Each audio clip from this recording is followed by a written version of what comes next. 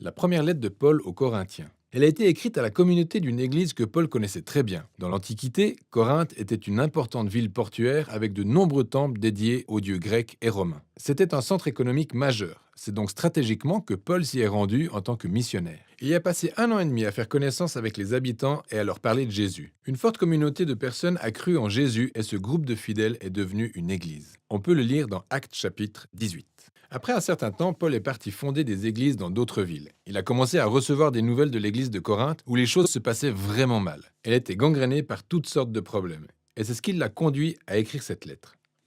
Elle se divise dans 5 parties principales avec en plus les salutations finales. Ces 5 sections correspondent aux 5 problèmes principaux traités par Paul. Donc la lettre se structure comme un recueil d'essais couvrant différents sujets, avec certaines idées fondamentales qui rassemblent toutes ces parties. Voici ce qu'il relève dans chaque section. Il identifie le problème, puis il répond toujours au problème avec un extrait de l'Évangile, à savoir la bonne nouvelle de Jésus. Il montre à quel point leur vie est en déphasage avec la foi qu'ils professent. Le but de cette lettre est d'apprendre à examiner chaque domaine de leur vie au regard de l'Évangile. Voyons plus en détail comment il s'y prend. Les chapitres 1 à 4 soulèvent le problème des divisions dans l'Église. D'autres enseignants étaient venus dans cette ville depuis le départ de Paul. Un certain Apollos et ensuite Pierre. Et les gens avaient choisi leur enseignant préféré et s'étaient rassemblés comme des groupies autour de ce leader. Puis ils commençaient à dire du mal et à mépriser ceux qui préféraient un autre leader ou enseignant. Et la réponse de Paul à cette situation est plutôt cinglante. Il dit « J'espère que vous rigolez. L'Église n'est pas un concours de popularité. L'Église est une communauté de personnes dont Jésus est le centre.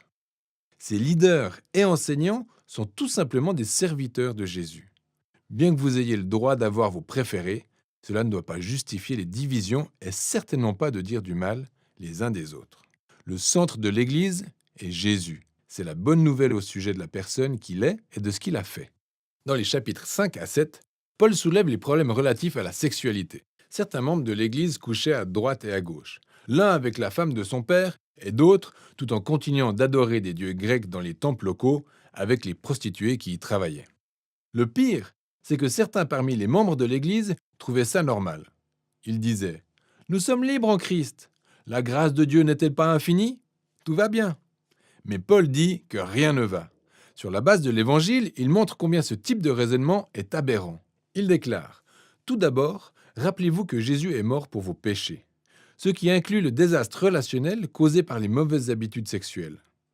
En tant que chrétien, l'intégrité sexuelle est une conséquence majeure de notre engagement à vivre selon l'amour et la grâce de Jésus. Paul le rappelle également que tout comme Jésus a été physiquement ressuscité d'entre les morts, nos corps seront pareillement ressuscités. Autrement dit, si votre corps est racheté par Jésus, maintenant et pour l'avenir, ce que vous faites de votre corps est important. C'est même très important. Vous n'avez pas à faire tout ce qui vous passe par la tête. Paul est extrêmement clair à ce sujet. Être un disciple de Jésus implique de vivre une intégrité sexuelle sans compromis. Les chapitres 8 à 10 traitent de la nourriture, mais ce n'est pas une question de goût ni de préférence de certains aliments par rapport à d'autres. Le point de désaccord entre Corinthiens portait sur la viande sacrifiée aux dieux grecs et romains dans leurs temples locaux. Les juifs chrétiens s'opposaient aux chrétiens non juifs sur l'attitude à adopter face à ce problème.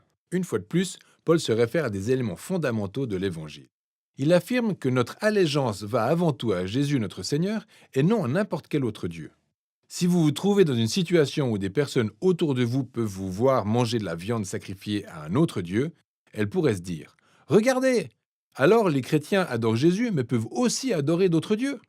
Selon Paul, vous ne devez pas manger la viande dans un tel contexte. Votre loyauté va à Jésus et vous devez aimer ces personnes plus que vous-même et ne pas les induire en erreur. Très vite, Paul nuance son propos en ces termes.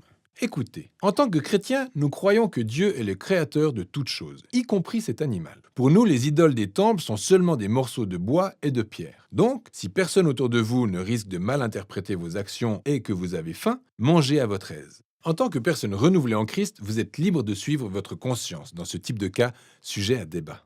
Donc, pourquoi est-il acceptable de manger dans une situation mais pas dans l'autre? Le principe de base est l'amour. L'amour renoncera à son intérêt pour permettre le bien-être des autres. Et l'amour de Dieu, est au cœur de l'Évangile. C'est ce que Jésus a démontré en mourant pour nous. Selon Paul, c'est l'exemple que les chrétiens doivent donner aux autres personnes.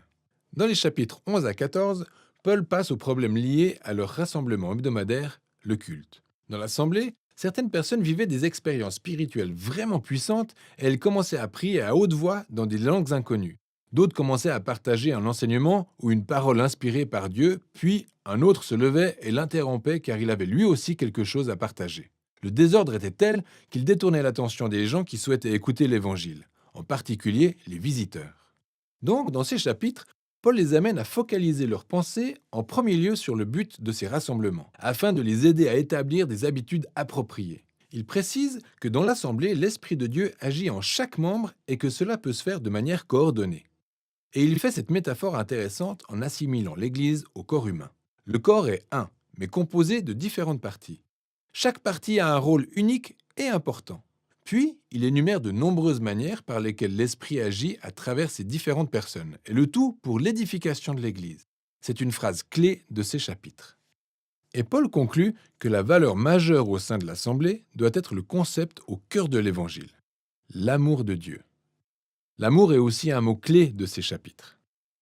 L'amour incitera chaque personne dans l'Assemblée à user de son rôle pour servir et favoriser le bien-être des autres. Paul applique ce principe au problème des Corinthiens. Pour certaines personnes, le but du rassemblement est de leur faire vivre des expériences spirituelles intenses, ou l'occasion de donner leurs avis.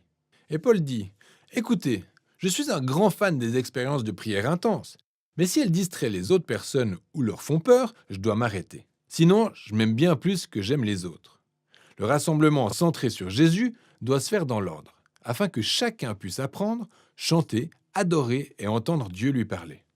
Le dernier problème traité par Paul concerne la résurrection de Jésus et l'espérance qu'elle offre à ceux qui le suivent. Certains membres de l'Église qualifiaient de ridicule le thème de la résurrection, donc inutile à la vie chrétienne. Paul s'insurge contre cette idée. Il commence par déclarer que la résurrection est un facteur indissociable de l'Évangile. Nous y croyons, car des centaines de témoins ont vu Jésus vivant dans son corps physique, après son exécution publique par les Romains. Si Jésus n'était pas ressuscité d'entre les morts, comme le dit Paul, alors sa mort n'aurait aucun sens. Et nous serions tous encore perdus dans notre péché et notre égoïsme. Nous n'aurions plus à être chrétiens dans ce cas. Ensuite, Paul démontre clairement ce que la résurrection de Jésus, à savoir la victoire sur la mort et sur le mal, la source de vie et de force pour nous maintenant, et aussi la promesse d'espérance offerte au monde entier.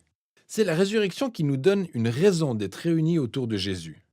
C'est ce qui nous motive à respecter notre intégrité sexuelle. C'est la source de notre force pour aimer les autres plus que nous-mêmes.